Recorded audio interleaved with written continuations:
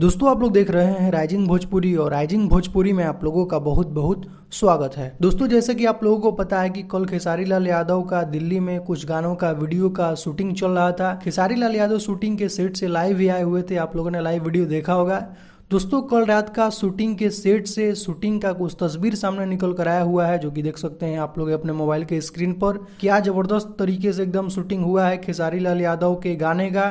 देख सकते हैं क्या जबरदस्त लुक में खेसारी लाल यादव नजर आ रहे हैं। करीब 2-3 गाने वहां पर शूट हुए हैं दिल्ली में। द परफेक्ट वैली लोकेशन था, एकदम खूबसूरत लोकेशन है और वहीं पर कुछ गानों का वीडियो का शूटिंग हुआ है। दोस्तों आप लोगों को बता दें कि नीलम गिरी के साथ भी खेसारी लाल यादव का गाने का वीडियो का शूटिंग हुआ है। तस्वीर आप लोग देख सकते हैं, खेसारी लाल यादव और नीलम गिरी नजर आ रहे हैं एक फ्रेम में।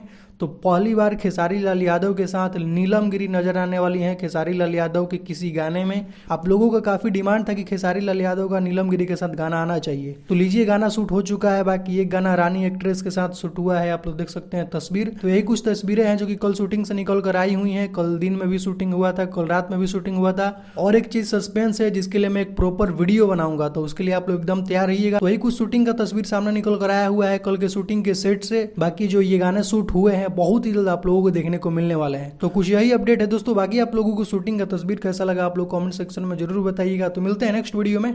Thank you so much.